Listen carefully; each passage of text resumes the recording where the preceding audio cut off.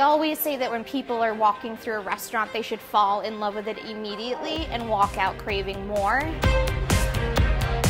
At Oak and Rowan, people are falling for fine dining again, because here, there's no pretense, just passion. We're really trying to do something special here, and we really want to bring this style dining back in, that 3-course meal versus doing small plates. We're all really passionate about what we're doing, and I think it translates to the guest experience. Nancy Batista Caswell has been a restaurant dynamo on the North Shore for years, with Newburyport mainstays like Saya and Brine under her belt. In her latest installment, she's decided to take the best of both places off the North Shore into Boston. Oak and Rowan is actually located in Fort Point Channel. It's right off of the seaport area, and I really fell in love with this particular building just because of the natural architecture behind it. The space itself really is special, with high ceilings and big windows. There's a beautiful 20-seat bar that greets you as you enter, cozy booths to enjoy a meal with friends, and tables set in small nooks for something more intimate. And when customers want something truly special, they always request one of the 2 booths perched just upon the open kitchen. So they're really getting to see that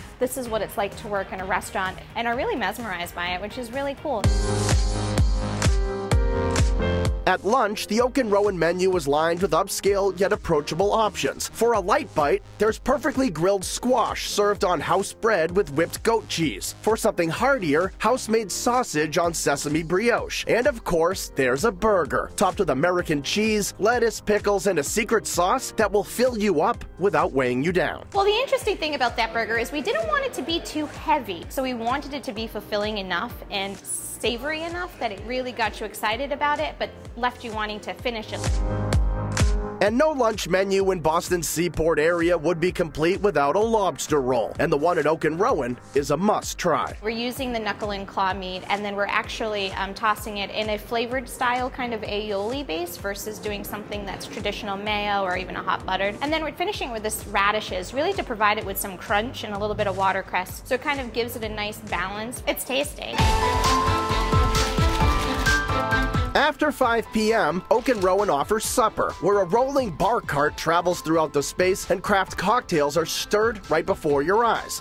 And while you're taking down your drink, some oysters are always nice. And here they serve up a shellfish showdown from each side of the country in a nightly East Coast-West Coast bivalve battle, featuring broiled Atlantic oysters and raw Pacific ones. We right now are showcasing a Barnstable oyster, which has got medium brine to it. And then what we're doing is we're pairing it against the West Coast oyster. We wanted to showcase what we know about East Coast versus West Coast oysters, and it's set in one particular dish. The pork and clam chowder at Oak and Rowan is that classic New England standard done with sophistication. It's not a heavy New England chowder. You've got the pork belly and the bacon, and then you've got the smoked clam, and then you're finishing it with crispy fingerling potatoes right on top and a little bit of chive. We're pouring it tableside so you can understand that all the things that you would expect and know and love about a New England chowder are present in the soup. It's just not the traditional set that you're expecting. Seafood entrees are also abundant, with dishes like halibut served alongside mussels and spinach, or this interesting take on carbonara made with lobster and uni. But for the meat eaters, the ribeye is where it's at. Our bone and ribeye, it's got tons of flavor. It's heavily marbled, it's prime beef,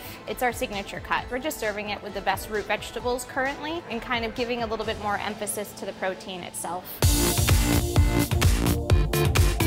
When it comes to dessert, the ice cream is a must, with an ever-changing flavor selection that includes options like maple pecan, chocolate and smoked sea salt, and the nostalgically delicious peanut butter and jelly. I mean, we've all had peanut butter and jelly sandwiches at some point. The idea is just that. It's peanut butter and jelly folded into a ice cream base, and it's spectacular. And while this may be fine dining, Nancy and her team have taken the fuss out of it, keeping it casual and inviting, something customers seem to enjoy. It's been a blessing for me to be here in Boston and to open and to showcase what I've been passionate about all my life, but it's really exciting to share it with such a great team and more importantly with guests that are really getting it.